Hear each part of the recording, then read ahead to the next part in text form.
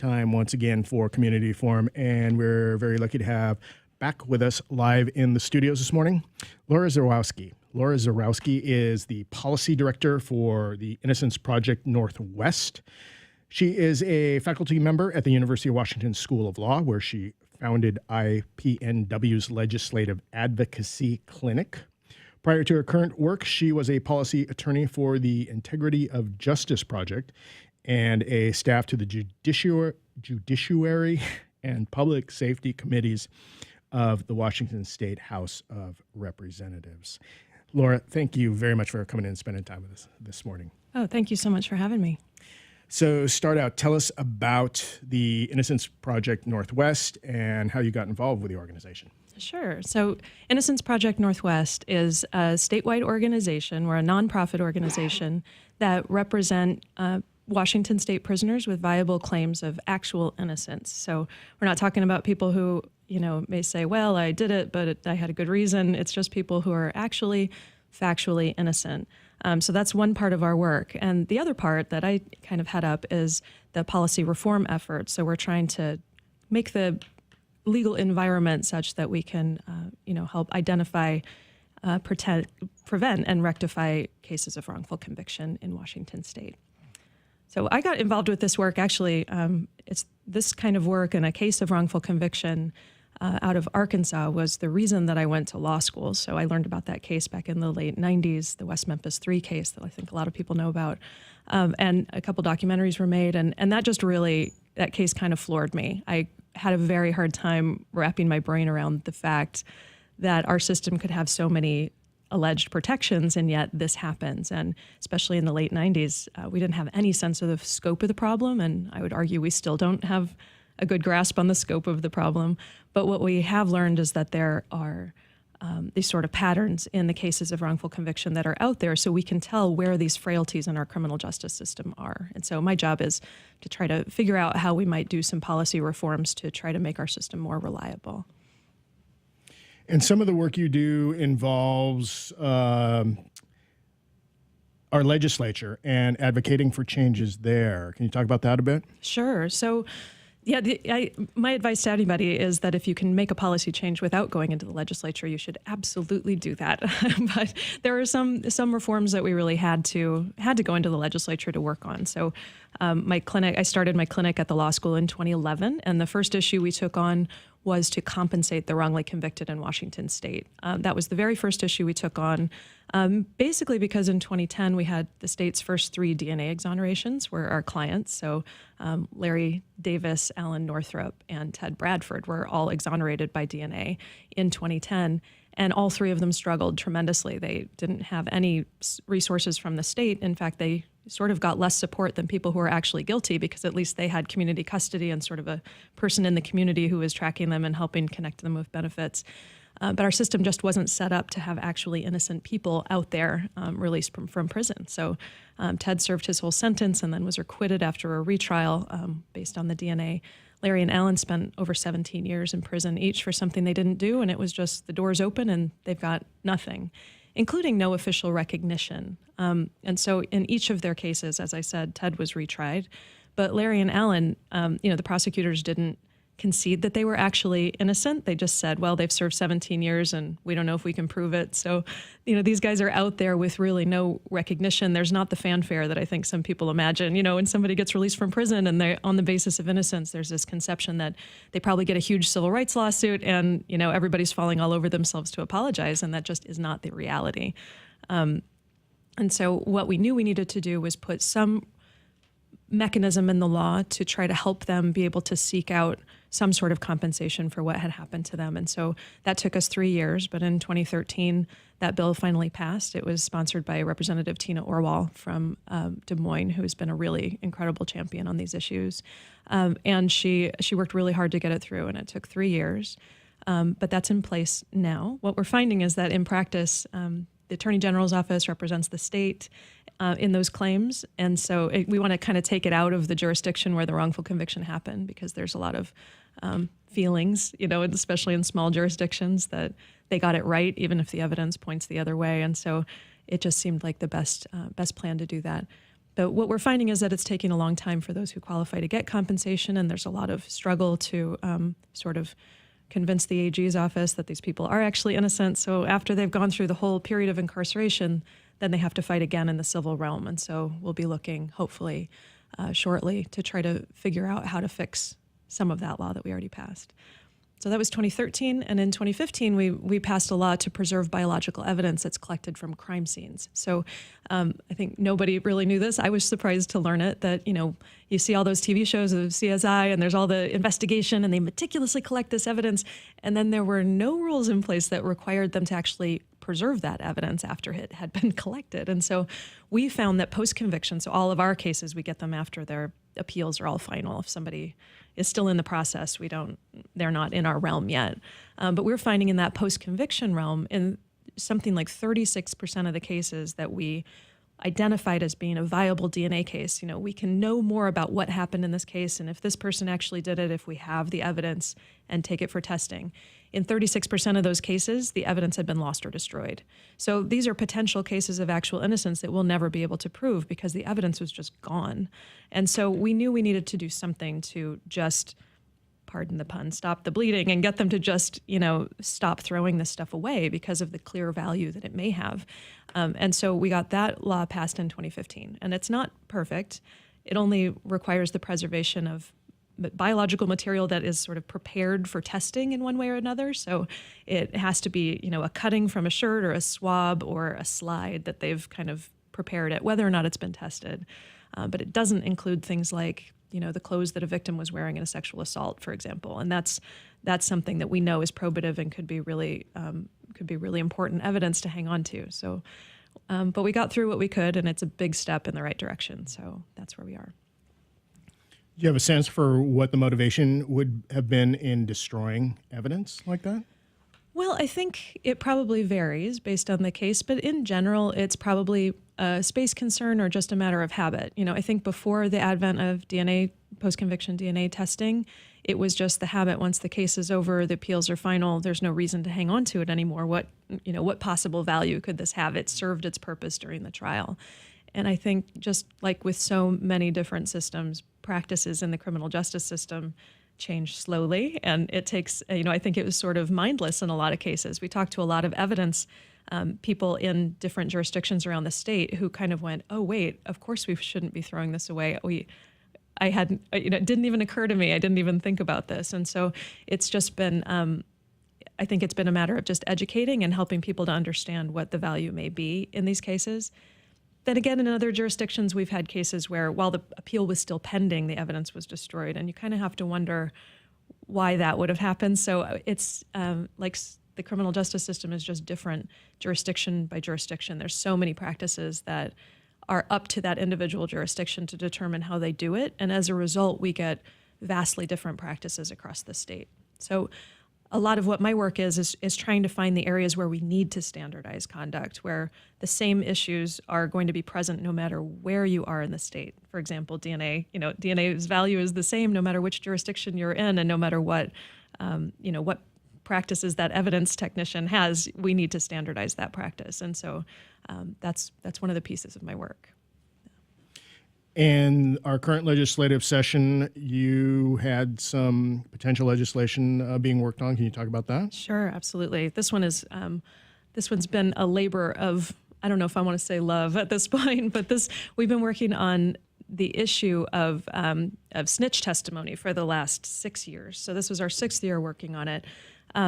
I think it's just for a little bit of background, I think we've all seen TV shows where this guy is going to get a deal because he's going to testify against somebody else, right? And that is, I think, a much more common practice in our system than most people realize. So this is a time when if a person is charged with a crime, they can sometimes be offered a deal, either a reduction in the sentence or a good sentence recommendation, or maybe even a dismissal of those charges in exchange for their cooperation in a different case. So if they're willing to testify against a different person or claim that they have information about that person, then they can get a deal in their own case that is, as you might imagine, tempting to accept. And so we have this system where that is sort of happening much more regularly than most people, I think, realize. Frankly, much more regularly than I realized, which I'll talk about in a second. But what we've learned over the years is of working on this issue is that, and of DNA and studying wrongful convictions in general, is that false testimony by these witnesses who are given a deal in exchange for their testimony, that kind of testimony is a major contributing cause to wrongful convictions. It's really one of the 5 primary causes of wrongful conviction. This is consistent when you study the more than 2,000 cases nationally that have been identified. This is one of those primary factors. And in fact, in death penalty exonerations nationally, this kind of testimony, false testimony by somebody getting a deal for themselves, was a factor in nearly half of those exonerations from death row nationally. And that's more than 160 cases since the 1970s. So it's clearly a problem. And I think what's crazy about this problem is it's one that everyone understands. You know, if someone is getting paid in one way or another for their testimony, there's a clear bias there. There's a clear risk that that person is going to testify in whatever way the person paying them wants them to testify, right? And I think we have this added dynamic that that testimony is being offered by the state. It's being offered by the government. So I think how that looks to a jury is that, well, it's the prosecutor that's offering this testimony. They wouldn't, I think I've not been a juror, unfortunately. I would love to be. But I think the process they've got to be thinking is, well, if the state's putting them up there, they're not going to put them up there if they think they're lying, right? And so what we have is a system where there's all these incentives to provide false testimony if someone didn't know anything truthful about that circumstance. There's all these incentives to lie and no disincentives. And what I mean by that is that very, very rarely are the deals that these people made revoked if it turns out that they made false testimony. So a really good example of this from Spokane Valley. It's one of our exoneration cases from Innocence Project Northwest. We had 3 clients from Spokane Valley who were convicted of armed robbery. Actually, they were charged with a string of drug rip robberies in the Spokane Valley area based on the testimony of a single person who was one of the actual perpetrators of those crimes. What was interesting about this circumstance is that he said, yeah, I did it, but I did it with these three guys who are our clients, Robert Larson, Tyler Gassman, and Paul Statler. Yeah, I did the crime and I did it with them, when in fact he had done the crime with 3 other people. And so this was a scenario where the jury was hearing from one of the admitted actual perpetrators, yeah, I did it, and I did it with those 3 people. In exchange for his testimony, he got 17 months in a juvenile facility instead of the 30 to 40 years he was facing based on the charges that they had against him. Each of those 3 guys served almost 5 years in prison each before, and when they're young, they were in their early 20s to late 20s at the time they were convicted, so they're spending these really formative and important years in prison for something they didn't do. And we were ultimately, one of our attorneys, Fernando Torres, was able to uncover work records from the victim that established that the crime had to have happened on a day that 2 of them, the 3, had alibis, so it couldn't have been them. This was a frustrating case in a number of ways, just procedurally, in terms of the prosecutor's office didn't believe that they were innocent. They believed that they were still guilty. Maybe they had all kinds of theories to come up with. The Attorney General's office fought their compensation. The trial court actually denied them compensation because they applied the wrong standard of actual innocence. So they ultimately appealed. They were ultimately awarded compensation under the statute, or at least said they were entitled to.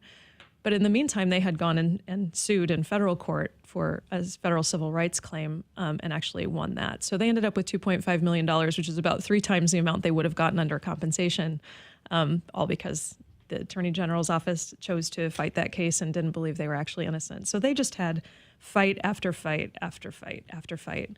And the senator from that district, Senator Mike Padden, he was not known for being particularly progressive on criminal justice issues, really saw the value of this. And the father of one of our clients, Dwayne Statler, is just a tremendous advocate on behalf of his son, and really just talked the ear off of every legislator in the Spokane area and said, look, you've got to do something about this. And so we've been working with Dwayne for years trying to get a change in this area. And Senator Padden, since 2013, has had a work session or a bill hearing every single year. So he's been working on this, trying to find the solution that will work. And so we ultimately came up with Senate Bill 5038. So that was the bill. It's a bill that requires the prosecutors, when they're going to incentivize somebody, when they're going to give them a deal, it requires the state to go out and look for some discrete pieces of information about that witness and about the testimony that they're going to give to try to make sure it passes the smell test. Like just some basic information to make sure that this testimony is reliable enough to put before a jury. So this is, for example, how many times did this witness snitch for a deal in the past? How many times did this person change their story, modify it, or recant it, just to fit the prosecutor's theory of the crime or whatever? What's their charging history? That sort of thing, just pieces of information that would really bear on the credibility of that witness and the reliability of the testimony. It's not a duty to actually discover that information. It was just a duty to look. And so we really worked for years to say, look, if you don't find any of this information, that's okay. But we want you to look. We basically want you to vet incentivized witnesses in the same way, no matter where they are all around the state. So that bill got out of the Washington State Senate last year when it was controlled by the majority coalition caucus, so Republican control, got out of the Senate 46-3. And then went over to the House and passed the House Judiciary 10-3, and then did not move off of the House floor. So because we have this biennial legislature, the bill was still alive this year, so we took another run at it this year. And unfortunately, the cutoff in the Senate just happened on Wednesday, and the bill was not put up for a vote. So they just didn't have enough time to do this? They would have had there been another 30 days in the legislature? Well, it's hard to say. I'd like to think that would have happened, that we would have kept it going. There's a tremendous amount of opposition against this bill from prosecutors and law enforcement. So it's a little bit, their opposition is a little bit difficult to follow, mostly in terms of the logic of it, mostly because all of the information that would be required under this bill would be required to be turned over if they know it under existing federal law. So we have this sort of system where, yeah, if that's helpful information to the defense, if you know it, you have to turn it over. But if they don't know it, then there's no law out there that says you've got to look for whether or not this person is reliable in this particular way. It's sort of left to the full discretion of the prosecutor to decide whether this is reliable testimony or not. And I think that on its own is it's sort of its own radio show, like how much discretion prosecutors have and how few checks there are on how they do their job, right? And so this is something that we had hoped would move forward because of that. This year we have, there was some renewed opposition. New members of the legislature came in and sort of, without having maybe the 6 years of experience that we had working on the bill and trying to get the right language, had some concerns with it. So I'd like to think that it would have moved forward with a little bit more time, but it's difficult to say. Prosecutors and law enforcement have incredibly strong lobbies in Washington State. So it sounds like just willful ignorance on the part of prosecutors that they're choosing, like, I don't want to know anymore. I think in some cases it might be. I think I would be the first person to say our prosecutors and public defenders have really high workloads. So there's a lot of work to be done. There's, the jobs are not easy. Of course, one of the objections that the prosecutors made to the bill was, well, we just never know when someone's telling the truth or not. We can't really know that. And our answer to that is, well, okay, I guess you can't really know if everyone is telling the truth, but when you've got these particular kinds of witnesses that have an incentive to say whatever it is that you want them to say, then we need to treat them with more care. And, to their credit, there's been an acknowledgement that this is an issue we should do more with, that we need to try to be more careful with this kind of testimony and all that. Unfortunately, the counter proposals that they were sending us really did nothing to put more factual information about these witnesses into the system. So there was some sort very late in the game counter proposals that were offered that we just couldn't agree to because they simply wouldn't prevent wrongful convictions. So I have the impression that prosecutors have a drive towards having a lot of successful prosecutions. That's how they move up the food chain. So again, you would just think that you would want to be double checking your work to make sure you have a solid prosecution before you and pursue those ones that are solid and throw the rest, to the side if you're, pressed for time. One would think so, and I think that what you just said invites so much discussion about so many different things. I mean, the first point being prosecutors are just the way that their offices are set up and how things work, they're not rewarded by how much justice they mete out. They're measured by their conviction rate. And I think that all on its own is something that should be reexamined, right? I mean, if the purpose of a prosecutor is to do justice, not just seek convictions, which it is, it's in the ethical rules that govern our state's prosecutors and every prosecutor, then they need to be rewarded based on doing the right thing in every case, not just whether they're actually convicting someone. And so I think that on its own is important. The other piece of what you said that's really interesting is that, yes, we would imagine that they would want the most reliable evidence so that it's, sort of protected from appeal and won't be overturned, right? The problem with this particular kind of evidence, one of the reasons that this kind of testimony is so pernicious in the system, is that it's extremely difficult to challenge on appeal. And the reason for that is it's very often just a he said, she said, or a he said kind of situation. So if at the trial level, the jury believed that person's testimony, there's nothing you can do to challenge that testimony post-conviction, unless, like in the Statler case, there's some new evidence that was not available at the time that shows that that testimony was false. So it's on appeal, the court's going to say, well, the jury determined the credibility of this witness and they decided that this person was credible. Who are we to question that? They had the best information in front of them. They had the arguments being made. They decided this person was credible. Who are we to challenge that? And so for the actually innocent defendant, for any defendant, but especially grave for the actually innocent defendant, once that jury has made a determination that that witness was credible, whatever they said becomes a fact for that case on appeal. And it's not something they can challenge without new evidence. So basically, if you can get past the conviction point, then in most cases, the prosecutor's probably pretty safe, unless there's some sort of evidence that clearly should have been turned over that's later somehow miraculously learned by the defense, which is the other piece is that, it's sort of a black hole that the defense is working with. They don't have access to a lot of this information that would have been required under the bill. So it's really very one-sided. It's the prosecutor deciding to charge, deciding what to charge, and deciding what information to turn over to the defense.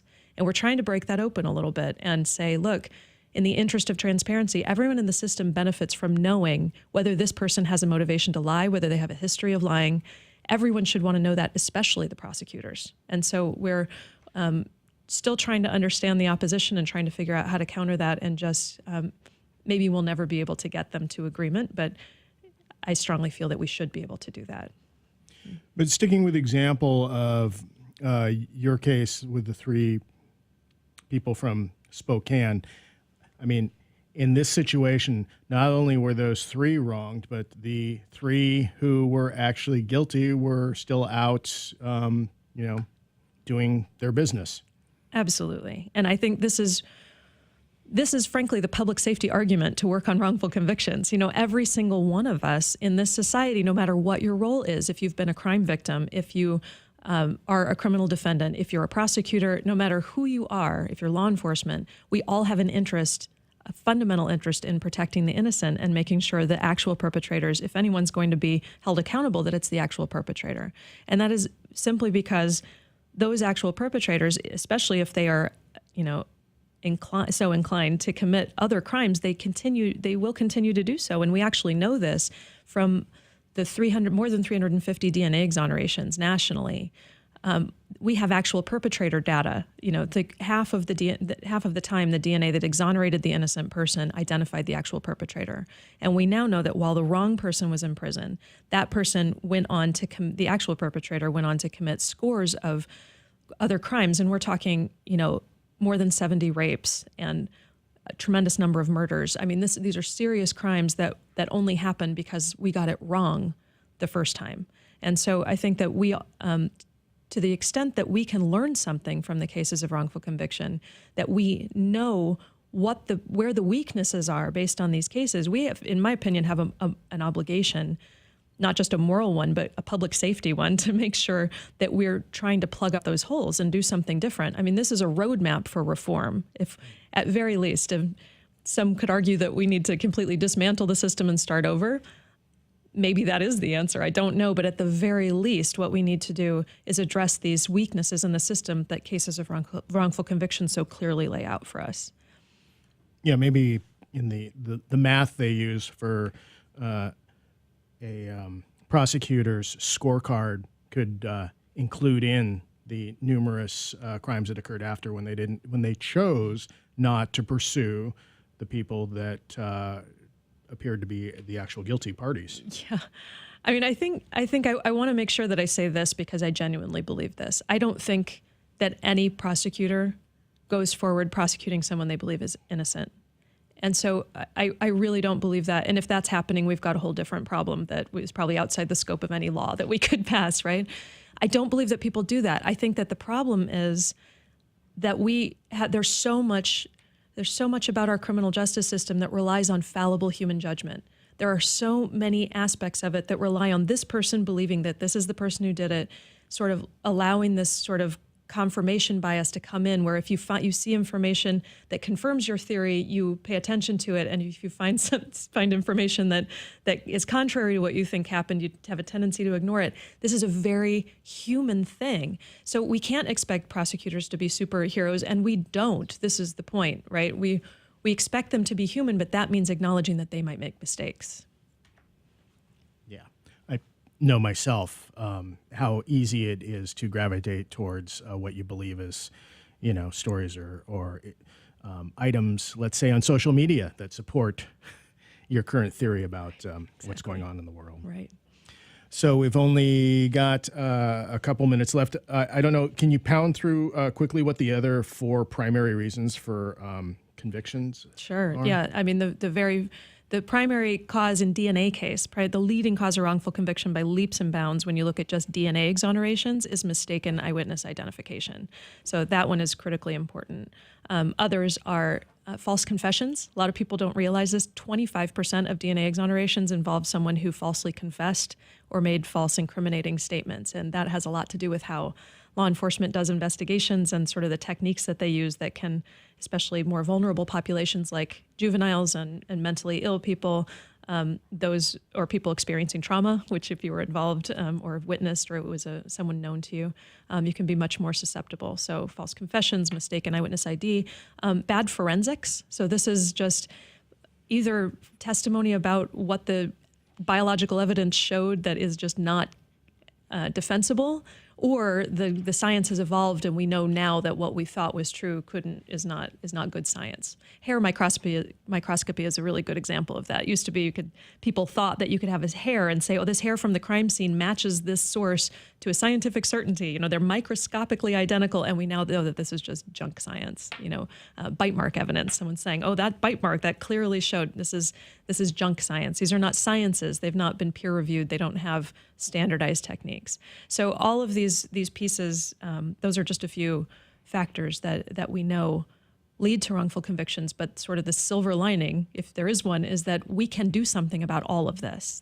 We can prevent wrongful convictions by increasing knowledge of this, by finding policy solutions that will change practice. But they have to be the ones that actually change practice on the ground. We can't have policies that are able to get around. We need to actually change the hearts and minds of those doing these jobs so that they understand that mistakes can be made and it's their obligation. And in fact, they'll be rewarded for it for avoiding those mistakes.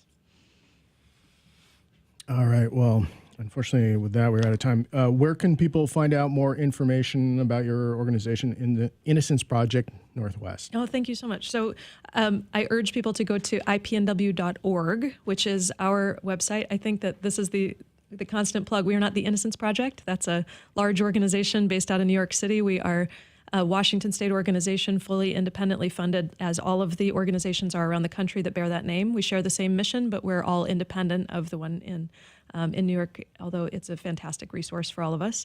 So ipnw.org, and innocenceproject.org if you'd like to learn more about the national organization, but ipnw.org is the local Washington State org. All right. Well, I want to thank you very much for coming in and spending time with us again this morning. Thank you so much.